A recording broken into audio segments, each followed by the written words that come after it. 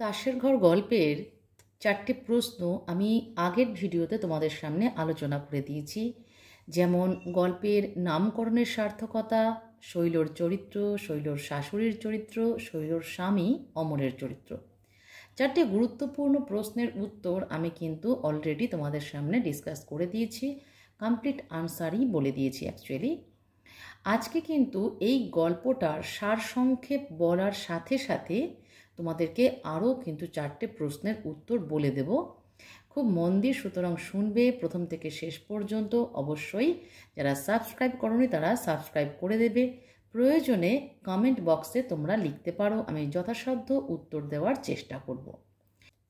এখানে তাসের ঘর গল্পের যে লেখক তারাশঙ্কর বন্দ্যোপাধ্যায়, তাঁর লেখক পরিচিতি কিন্তু আমি এখানে ডিসকাস করছি না, তোমরা বই থেকেই দেখে নিতে পারো। তবে বলবো যে উল্লেখযোগ্য কিছু গল্প বা উপন্যাস অবশ্যই মনে রাখবে একটা দুটো করে। বিশেষ করে তাকে যে অন্যতম শ্রেষ্ঠ কথা সাহিত্যিক বলা হতো এটা মনে রাখতে হবে। আর তার কিছু পুরস্কার, যেমন রবীন্দ্র পুরস্কার, সাহিত্য একাডেমি পুরস্কার, জ্ঞানপীঠ, পদ্মশ্রী, পদ্মভূষণ, শরৎ স্মৃতি পুরস্কার, জগত্তারিণী ইত্যাদি ইত্যাদি বহু পুরস্কারে তিনি ভূষিত হয়েছিলেন। অন্তত দুটো পুরস্কার মনে রাখবে। সবচেয়ে ভালো রবীন্দ্র পুরস্কার, এটা কিন্তু অনেক লেখকই পেয়ে থাকেন। যদি একান্তই মনে না পড়ে রবীন্দ্র পুরস্কার, এটা তোমরা লিখে দিতে পারো। এবার আসছি তাসের ঘর গল্পের যে সারসংক্ষেপ। তাসের ঘর গল্পটা কি আমি আগের দিন বলেছি। তাসের ঘর একটা বাগধারা, অর্থাৎ ক্ষণভঙ্গুর, যা মুহূর্তেই ভেঙে যায়। তোমরা তাসের ঘর যদি কখনো বানানো অবস্থায় দেখে থাকো যে তাস দিয়ে বানানো হয়, সেটা কিন্তু একটা ফু দিলে ভেঙে যায়। সুতরাং সেটা মুহূর্তে ভেঙে যাওয়া জিনিসকে তাসের ঘর বলা হয়।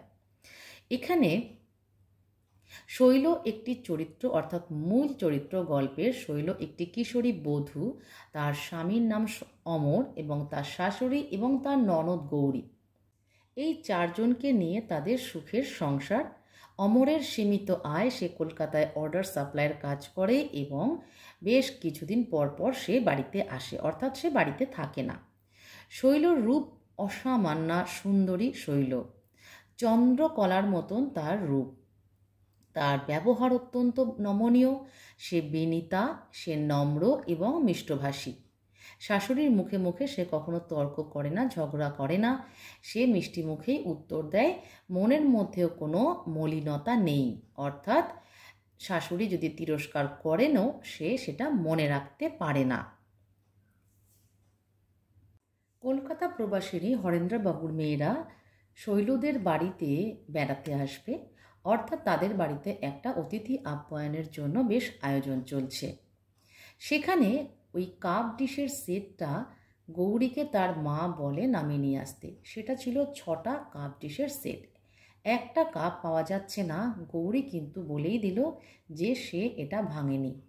শাশুড়ি শৈলকে ডাকেন এবং শৈলকে জিজ্ঞাসা করেন। শৈল অকপটে স্বীকারও করে যে ওটা তার হাতেই অসাবধানতাবশত ভেঙে গেছে। অর্থাৎ অপরাধ করলে তা স্বীকার করাতেও তার কোনো দ্বিধা নেই। সে অত্যন্ত সরল মনের। শৈলর একটা মহাদোষ ছিল, সেটা হচ্ছে অতিকথন বা অতিরঞ্জিত করে কথা বলা। সেটাই হচ্ছে এই গল্পের মুখ্য বিষয়, যে শৈলকে আপাত দৃষ্টিতে মনে হয় সে মিথ্যাচার করছে বা মিথ্যা ভাষণ দিচ্ছে, কিন্তু সেটা যে তার দোষ নয় সেটা পরে প্রমাণিত হয়। এই যে তার অতি কথন, সে কোথায় থামতে হয় জানে না, কতটুকু বলতে হয় জানে না, কতটা বললে সেটা দোষের পর্যায়ে যায় সেই বোধটাও তার নেই। সুতরাং এখানে তার অপরিণত মনস্কতারও খানিকটা পরিচয় পাওয়া যায়। কিন্তু পরে জানা যায় যে সে কেন এই মিথ্যা কথাগুলো বলতো। সে সিঙাড়ার ভেতরে মাছের পুর দিয়ে সিঙাড়া যে বানাচ্ছিল তার শাশুড়ির নির্দেশ মতো, সেখানে এই প্রসঙ্গটা বলতে গিয়ে তার বাপের বাড়ির প্রসঙ্গ সে টেনে নিয়ে আসে। শ্বশুর বাড়িতে থাকাকালীন যে কোনো কথা প্রসঙ্গে তার পিতৃকুলের প্রসঙ্গ টেনে এনে সে কথা বলে। এটা তার দোষ, এটা তার স্বভাব। সে তার বাবাকে অতিশয় ধনী এবং উদার মনোভাবাপন্ন প্রমাণ করতে গিয়ে নানান রকম কথা বলেন, গুণের কথা বলেন, তার পিতার গুণ, তার দাদার গুণ ইত্যাদি ইত্যাদি। তার দাদার কোনো নেশা নেই, তিনি শুধু জ্ঞান সমুদ্রে হাবুডুবু খান, তিনি প্রচুর বই কেনেন বছরে, এমনকি বিলেত থেকেও তিনি বই আনান। এগুলো দাদার সম্পর্কে বলা হয়। তার বাবার সম্পর্কে সে বলে যে তার বাবা হিঙের খাবার ছাড়া অন্য খাবার পছন্দ করে না এবং কাবুলিওয়ালারা তাকে হিং দিয়ে যান। এবং তার বাবার থেকে কাবুলিওয়ালারা যখন তখন টাকা ধার নেন বলে তার বাবাকে তুষ্ট রাখার জন্য তারা অনেক দামি দামি উপঢৌকন যেমন বাদাম, নাশপাতি, আঙুর ইত্যাদি ঝুড়ি ঝুড়ি দিয়ে যায়। এই যে কথাগুলো, এই যে অতিকথন, এটা ছিল শৈলর দোষ। বলতে বলতে সে কিন্তু বুঝতে পারতো না কোথায় থামতে হবে। যাই হোক, হরেন্দ্রবাবুর মেয়েদের সামনে সে বলে ফেলে যে তার বাবা অমরকে মানে তার স্বামীকে 50, 100, 80 টাকা চাইলেই নাকি দেয়। যখন যা চায় দরকার পড়ে সঙ্গে সঙ্গে তার বাবা পাঠিয়ে দেয়। এবং সেই প্রবাসিনীরা যখন বলে যে তার বাবাদের অনেক বড় ঘর বা তার পিতৃকুল অনেক ধনী, তখন কিন্তু অমরের মায়ের মুখ কালো হয়ে যায়। তিনি অসম্মানিত অপমানিত বোধ করেন। হরেন্দ্রবাবুর মেয়েদের কাছে শৈল তার বাবাকে ধনী প্রতিপন্ন করার জন্য অনেক রকম কথা বলে এবং এতে তারা বুঝতে পারেন যে তত্ত্বতল্লাশ অর্থাৎ উপঢৌকন হয়তো শৈলর বাপের বাড়ি থেকে ভালোই আসে, অর্থাৎ তারা অনেক ধনী। এবং যখন বলে যে 50, 100, 80 ইত্যাদি টাকা চাইলেই অমরকে দেয় শৈলর বাবা মহেন্দ্রবাবু, তখন শৈলর শাশুড়ি অত্যন্ত অসম্মানিত অপমানিত বোধ করেন এবং তিনি ঠিক করে ফেলেন যে শৈলকে বাপের বাড়িতে নির্বাসন দেওয়া হবে, তিনি শৈলর সঙ্গে ঘর করবেন না। এবং এদিকে দেখা যায় যখন অমর বাড়িতে আসে, সে একটা কুলির সঙ্গে মাত্র 1 পয়সার জন্য কিন্তু মানে 1 আনা পয়সার জন্য অত্যন্ত ঝগড়া করে, অর্থাৎ অমরের অসহিষ্ণুতার পরিচয়টা এখানটায় পাওয়া যায়। অমর যখন শোনে তার মায়ের মুখে এই কথা, তখন কিন্তু অমর বলেই দেয় যে শৈল ওই বাড়িতে থাকলে সে জল গ্রহণ করবে না। অর্থাৎ তার মা এবং তার স্বামী মানে শৈলর শাশুড়ি এবং তার স্বামী দুজনে মিলেই ঠিক করে ফেলে শৈলকে বাড়ি থেকে নির্বাসন দেওয়া হবে, অর্থাৎ বাড়ি থেকে ওকে তাড়িয়েই দেওয়া হবে। সেই রাত্রি 12টার ট্রেনে শৈলর দেবর তাকে নিয়ে এলাহাবাদে পৌঁছে দিয়ে আসে এবং দেখা যায় শৈল সেখানে গিয়েও কিন্তু তার স্বভাব প্রকৃতির কোনোই পরিবর্তন হয় না। যেহেতু শৈলর দেবর সে বাড়িতে শৈলকে পৌঁছে দিয়েই বেরিয়ে আসে, তাই শৈলর বাপের বাড়ির কেউই জানতে পারে না যে শৈলর সাথে আসলে কি ঘটেছিল, শৈল কেন বাপের বাড়িতে চলে এসেছে। 2 মাস চলে যাওয়ার পরেও যখন শৈলর মা দেখছে যে শৈল শ্বশুর বাড়ি থেকে কোনো খোঁজ খবর নিচ্ছে না, তখন তিনি তার স্বামীকে অর্থাৎ মহেন্দ্রবাবুকে বলেন যে শৈলর শ্বশুর বাড়িতে চিঠি লিখতে। ইতিমধ্যে কিন্তু শৈলর স্বভাবের কোনো পরিবর্তনই হয় না। সে তার বাবা মায়ের কাছে, তার বৌদির কাছে, দাদার কাছে কিন্তু সে সগর্বে বলে যে তার শ্বশুর বাড়িতে দালান কোঠা হবে এবং কলকাতাতে জায়গা কেনা হয়েছে, সেখানেও বাড়ি হবে। এমনকি তার দেবর যে কয়েক নম্বরের জন্য প্রথম স্থান পায়নি সেটাও কিন্তু জানায়। এই কথাগুলোই কিন্তু মহেন্দ্রবাবু চিঠিতে লেখেন যে শৈল যে অপরাধ করেছে তাতে কোনো সন্দেহ নেই, কিন্তু শৈল যেসব প্রশংসাগুলো করেছে তার শ্বশুরবাড়ি সম্পর্কে সেগুলোকে মহেন্দ্রবাবু চিঠিতে তুলে ধরে এবং তিনি যে খুব অত্যন্ত খুশি শৈল শ্বশুরবাড়ির আয় উন্নতি সমৃদ্ধির দেখে তিনি যে অত্যন্ত খুশি সেটা তিনি বলেন। সেই চিঠি পড়ে শৈল শাশুড়ি বুঝতে পারেন যে তিনি যে নির্বাসন দিয়েছিলেন শৈলকে এই মিথ্যা কথনের জন্য বা অপমান করার জন্য, অসম্মান করার জন্য, তিনি বুঝতে পারেন যে এটা শৈলর আসলে কোনো দোষী নয়। শৈল কখনোই ইচ্ছে করে কাউকে ছোট দেখাতে চায় না। শৈলর যারা প্রিয়জন সে তাদের ভাবমূর্তি উজ্জ্বল করার জন্য শ্বশুর বাড়িতে গিয়ে বাপের বাড়ির কথা বাড়িয়ে বলে, বাপের বাড়িতে এসে শ্বশুর বাড়ির কথা বাড়িয়ে বলে। অর্থাৎ তার প্রিয়জনদের সে সুখী দেখতে চায়, ভালো দেখতে চায়, এটা তার মনের একটা কামনা। কিন্তু এহেন মিথ্যা ভাষণকে মনস্তত্ত্ববিদেরা কিন্তু মানসিক রোগ বলবে। যাই হোক, শাশুড়ি কিন্তু শৈলকে ক্ষমা করে দিলেন এবং তিনি বললেন যে লক্ষ্মীর কোনো অপরাধ হয় না। আসলে তিনি দেখেছেন শৈল তাদের ভাবী সমৃদ্ধির বা ভাবী উন্নতির স্বপ্ন দেখে। অর্থাৎ অমরের মাও যেমন স্বপ্ন দেখে তাদের সংসারে স্ত্রী বৃদ্ধি হচ্ছে, তেমনি শৈলও যে স্বপ্ন দেখে সেটা শাশুড়ি বুঝতে পারলেন। তাই শৈলর শাশুড়ি ঠিক করলেন যে তিনি তার পুত্র অর্থাৎ অমরকে পাঠাবেন শৈলকে নিয়ে আসতে। এবং অমর যখন এলাহাবাদে আসবে শৈলদের বাড়ি, শৈল এ খবর শুনে কিন্তু সে জানায় অমরকে যে একটা বড় মাছ এবং এক ছড়া মুক্তোর মালা, ঝুটো মুক্তোর মালা তার জন্য নিয়ে আসতে। কারণ অমর সেটা না বুঝলেও সে মনে মনে জানতো যে তার বাপের বাড়িতে যে শ্বশুর বাড়ির সম্বন্ধে এত আয় উন্নতির কথা বলেছে, সুতরাং স্বামীর মান রক্ষা করতে হবে তাকে। তাই সে অমরকে বলে বড় একটা মাছ নিয়ে আসতে, যাতে সে প্রমাণ করতে পারে সেটা তাদের পুকুরের মাছ। যাই হোক, এখানে কিন্তু শৈল দোষী প্রমাণিত হলো না, অর্থাৎ শৈলর দোষ এখানে আর তার শাশুড়ি দেখলেন না। তিনি শৈলকে ক্ষমা করে দিলেন এবং তার পুত্রবধূকে তিনি আবার ঘরে তুলে নিলেন। এটাই ছিল পুরো গল্পটা। আমি সংক্ষেপে তোমাদের কাছে বললাম। এবার আমি তোমাদের কিন্তু গুরুত্বপূর্ণ কতগুলো প্রশ্নের উত্তর আলোচনা করে দেব। আমি উত্তরগুলো অ্যাকচুয়ালি বলেই দেব, তোমরা যদি পারো তো লিখে নেবে, তা না হলে মন দিয়ে শুনে নাও কি লিখতে হয়, কতটুকু লিখতে হয়, কিভাবে লিখতে হয়। দেখো, শৈলর ওই এক দোষ। প্রথম প্রশ্ন, শৈল কে, তার কোন দোষের কথা এখানে বলা হয়েছে, ওই দোষটা বিস্তৃতভাবে আলোচনা করো। এই যে ওই দোষটা, শৈলর যে দোষ, কোন দোষটা সেটা কিন্তু প্রশ্ন পড়ে বুঝতে হবে। বিস্তৃতভাবে আলোচনা করো মানে কতটা বলতে চাওয়া হয়েছে বা কতটা লিখতে হবে তোমাদেরকে। প্রথমে শৈলকে, শৈলর পরিচয়টা তোমরা কিভাবে লিখবে। তারাশঙ্কর বন্দ্যোপাধ্যায় রচিত তারসের ঘর গল্পের মূল চরিত্র শৈল অমরের কিশোরী বধূ। সে অনিন্দ সুন্দর সৌন্দর্যের অধিকারিণী। সে বিনয়ী, নম্র ও মিষ্টভাষিণী, গৃহকর্মে নিপুণাও বটে। তার কোন দোষের কথা এখানে বলা হয়েছে?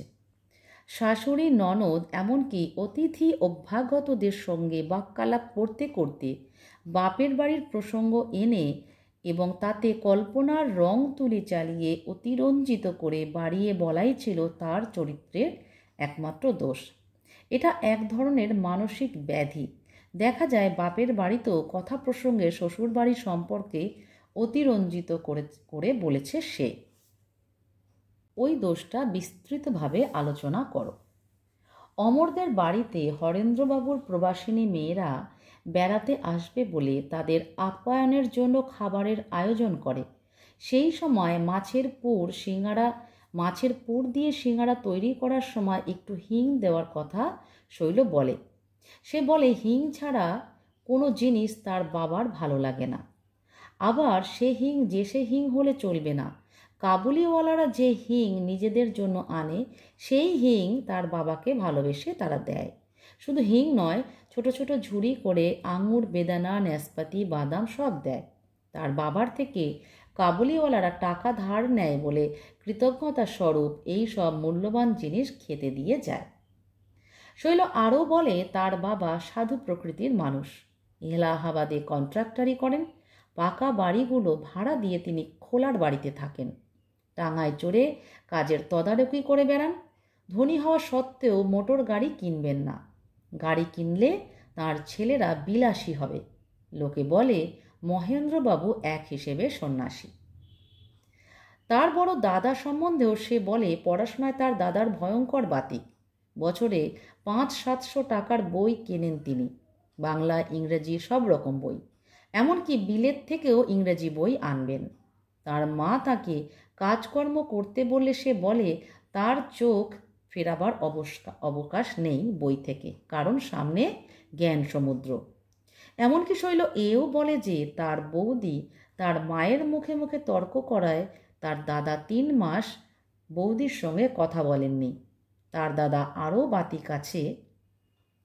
খদ্দের পড়বেন হাঁটু পর্যন্ত, জামা হাত কাটা, কোনো নেশা নেই, বিড়ি বা তামাক যাই হোক না কেন। এমনকি শৈলর মাও তার অতিরঞ্জিত কথন থেকে বাদ যাননি। তার মায়ের নাকি নজর খুব উঁচু। ছোট মাছ তিনি বাড়িতে ঢুকতেই দেন না। 2 ওজনের কম ওজন হলেই তিনি সেই মাছ ফেরত পাঠিয়ে দেন। শৈল বাপের বাড়ির সকলের কাছে শ্বশুর বাড়ির সম্পর্কেও অতিকথন বলতে বাদ দেয়নি। দেশে শীঘ্রই দালান কোঠা হবে, কলকাতায় অমর জায়গা কিনেছে এবং সেখানেও বাড়ি হবে। তার দেবর কয়েক নম্বরের জন্য প্রথম স্থান লাভ করতে পারেনি। তাদের পুকুরে অনেক বড় বড় মাছ আছে, 8 মণ, 15 সের, 25 সের। সে তার দাদাকে তাদের গ্রামের বাড়িতে মাছ ধরার জন্য আমন্ত্রণ জানায়। তার স্বামীর আর্থিক উন্নতির কথায় তার শ্বশুর বাড়ির কেউই অপমানিত হননি, বরং উল্লসিত হয়েছে। একদিকে শৈলর মিথ্যা ভাষণে শাশুড়ি ক্ষিপ্ত হয়ে তাকে দেবরের সঙ্গে এলাহাবাদে বাপের বাড়িতে পাঠিয়ে দিয়েছিলেন, আর একদিকে এই মিথ্যা ভাষণই তাকে শ্বশুর বাড়িতে প্রত্যাগমনের পথ সুগম করে দেয়। দেখো, তাই ওইটুকু অপরাধে শৈলর অদৃষ্টে গুরুদণ্ড হইয়া গেল। সেই রাত্রেই তাহার নির্বাসনের ব্যবস্থা হইল। শৈলর পরিচয় দাও।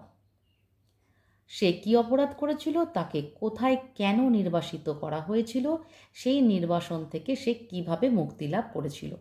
এখানে যে 4টে প্রশ্ন আছে, পুরো গল্পটাকেই কভার করেছে এই 4টে প্রশ্ন, এবং আমি আগের ভিডিওতে আরও 4টে প্রশ্ন দিয়েছি। মোট 8টা প্রশ্ন কিন্তু তোমাদের সামনে আমি রাখছি। শৈলর পরিচয় আমি কিন্তু একটু আগেই বলেছি শৈল কে, তাই এটা আমি রিপিট করব না। সে কি অপরাধ করেছিল? শৈলর চরিত্রের একটিমাত্র দোষ ছিল অতিরঞ্জিত করে কথা বলা। মনস্তত্ত্ববিদেরা এটাকে মানসিক রোগ বলবেন। বাপের বাড়িতে শ্বশুর বাড়ির সম্পর্কে এবং শ্বশুর বাড়িতে বাপের বাড়ির সম্পর্কে ফুলিয়ে ফাঁপিয়ে বলা তার সর্বনাশের কারণ হয়ে দাঁড়ায়। শৈলর বাবা মহেন্দ্রবাবু তার জামাই অমরকে মাঝে মাঝেই 50-180 টাকা পাঠান। অমর যখন যেমন দরকার চায় এবং তিনি পাঠান। এই মিথ্যা ভাষণ ছিল শৈলর অপরাধ। তাকে কোথায় কেন নির্বাসিত করা হয়েছিল? শৈলর মিথ্যা কথন তার শ্বশুর বাড়ির সকলের মুখে কালিমা লিপ্ত করে, ফলে তাকে তার পিত্রালয়ে এলাহাবাদে নির্বাসিত হতে হয়। কারণ শৈলর শাশুড়ি এবং স্বামী অমর কেউই তাকে নিয়ে ঘর করতে রাজি নয়। তাই অমরের কলকাতা থেকে বাড়ি ফেরার দিনই তার ছোট ভাইকে দিয়ে সেই রাত্রেই তার বাপের বাড়ি এলাহাবাদে পাঠিয়ে দেওয়া হয়। শৈলকে তার পিত্রালয়ে পৌঁছে দিয়ে তাদের বাড়িতে প্রবেশ না করেই তার দেবর চলে আসায় শৈলর এলাহাবাদে আসার কারণটাই সকলের কাছে অজানা থেকে যায়। সেই নির্বাসন থেকে সে কিভাবে মুক্তি লাভ করেছিল? বাপের বাড়ি এলাহাবাদে এসেও শৈলর স্বভাবের কোনো পরিবর্তন হয় না। সে তার অতিরঞ্জিত কথায় তার স্বামীর আয় উন্নতির কথা বলে। দেশে দালান কোঠা হবে, কলকাতায় জায়গা কেনা হয়েছে, সেখানেও বাড়ি হবে। তার দেবরটি কয়েক নম্বরের জন্য প্রথম স্থান অধিকার করতে পারেনি।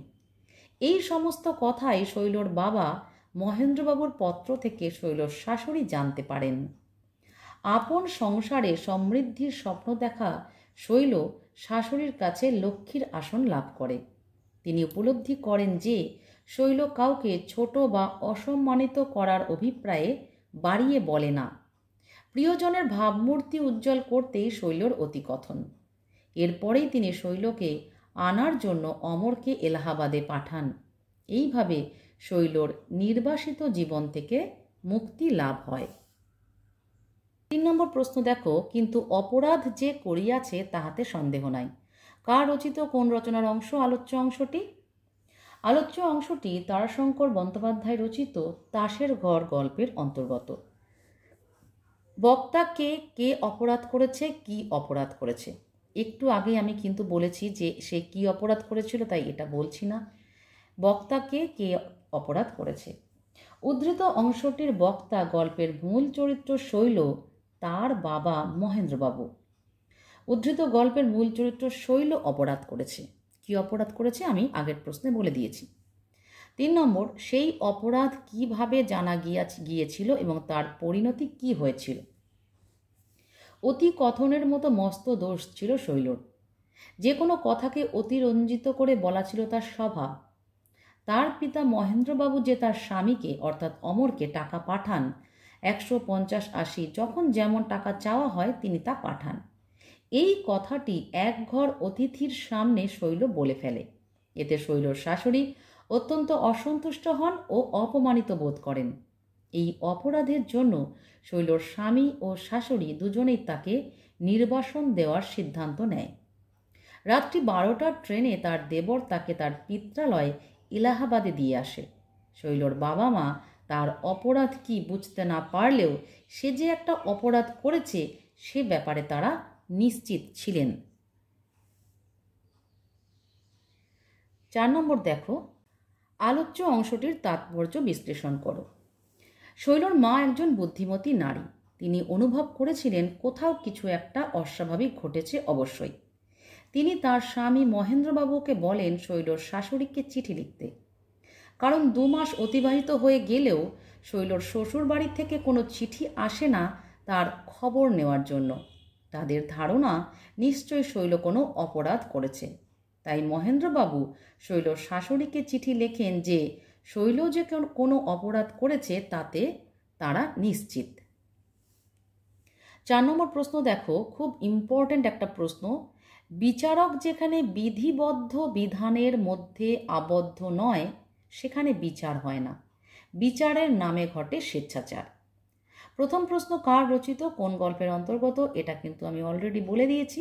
2 নম্বর প্রশ্নে চলে যাচ্ছি, কোন প্রসঙ্গে উদ্ধৃত কথাটি বলা হয়েছে। শৈল তার শ্বশুরবাড়ির সকলের সামনে এবং হরেন্দ্রবাবুর কলকাতা প্রবাসিনী মেয়েদের সামনে অর্থাৎ অতিথি অভ্যাগতদের সামনে তার পিতাকে অতিশয় ধনী ও উদার মনোভাবাপন্ন প্রমাণ করতে গিয়ে বলে ফেলে যে তিনি অমরকে 50-180 টাকা দেন, যখন অমর চায় তখনই তিনি দেন। এই কথায় তার শাশুড়ি অত্যন্ত অপমানিত ও অসম্মানিত বোধ করেন এবং তিনি স্থির করেন যে এই পুত্রবধূর সঙ্গে তিনি ঘর করবেন না। এবং এই যে তিনি ঘর করবেন না বললেন অর্থাৎ তিনি তার শাস্তি বিধান করে ফেললেন। এই প্রসঙ্গেই উদ্ধৃত উক্তিটি করা হয়েছে। 3 নম্বর প্রশ্ন দেখো, অংশটির তাৎপর্য বিশ্লেষণ করো। বিচার হয় আইনের ধারা অনুযায়ী। অপরাধের গুরুত্ব বিচার করেই বিচারক তার শাস্তি বিধান করেন। যিনি আইন প্রয়োগ করেন তিনি বিচারক এবং বিচারকের অবস্থা বন্দির মতোই আইন শৃঙ্খলে বাঁধা। বিচারক কখনোই নিজের ইচ্ছা অনুযায়ী বা খুশি মতো অপরাধীকে দণ্ড দান করতে পারেন না। যদি করেন তাহলে সেটা হয় অন্যায় বিচার। নির্দিষ্ট আইন অনুযায়ী জুরিদের সঙ্গে একমত হয়ে তবেই তিনি অপরাধীর দণ্ড ঘোষণা করতে পারেন। শৈল কলকাতা প্রবাসিনী হরেন্দ্রবাবুর মেয়েদের সামনে তার পিতৃকুলের আভিজাত্য, বিত্ত বৈভব এবং পিতার উদার মনোভাবাপন্ন অসত্য ভাষণ করেছিল একথা সত্যি, কিন্তু সেই কথনের পিছনে তার কোনো অসৎ উদ্দেশ্য ছিল না। কিন্তু শৈলর শাশুড়ি সেই কথাতেই অসম্মানিত ও অপমানিত বোধ করেন। অবস্থার বিপাকে সেই অতি কথন হরেন্দ্রবাবুর স্ত্রীর মাধ্যমে সারা গ্রামে ছড়িয়ে পড়লে কিন্তু শৈলর শাশুড়ি সেই কথাতেই অত্যন্ত অসম্মানিত ও অপমানিত হন। ক্রমে ক্রমে এই অপমানিত হওয়ার ঘটনা সমস্ত গ্রামে ছড়িয়ে পড়লে শৈলর শাশুড়ি নিদারুণ ক্ষুব্ধ হয়ে তার প্রতি নিষ্ঠুর শাস্তি বিধানের ব্যবস্থা করেন। অমরের বাড়িতে ফেরার দিনই রাত্রি 12টার ট্রেনে শৈলর দেবরের সঙ্গে তাকে তার বাপের বাড়িতে নির্বাসন দেওয়া হয়। কিন্তু তার পুত্রবধূর অসত্য ভাষণের আসল উদ্দেশ্য শ্বশুর বাড়িকে হেয় প্রতিপন্ন করা যে ছিল না, এবং তার বাপের বাড়িকে উঁচু দেখানোর একটা প্রচেষ্টা ছিল মাত্র। এবং তার শাশুড়ি তার প্রতি যে অন্যায় করেছিলেন, যে বিচার করেছিলেন, সেটা লঘু পাপে গুরুদণ্ড হয়েছিল, যেটা তার প্রাপ্য ছিল না। অর্থাৎ তার শাশুড়ি শৈলকে যে শাস্তি দিয়েছিলেন সেটা ন্যায় বিচারের নামে অন্যায় বিচার হয়েছিল। বিচারক শৈলর শাশুড়ি বিধিবদ্ধ বিচারের দায়ে আবদ্ধ না থেকেই লঘু পাপে গুরুদণ্ড দিয়ে শৈলর প্রতি অন্যায় বিচার করেছেন। তাই সেটা বিচার হয়নি, বিচারের নামে প্রহসন হয়েছিল মাত্র। 4টে প্রশ্নের উত্তর বলে দিলাম। যদি কোনো প্রশ্ন থাকে অবশ্যই আমাকে কমেন্ট বক্সে জানাবে। আগামী ভিডিওর অপেক্ষায় থাকো। সবাই ভালো থেকো।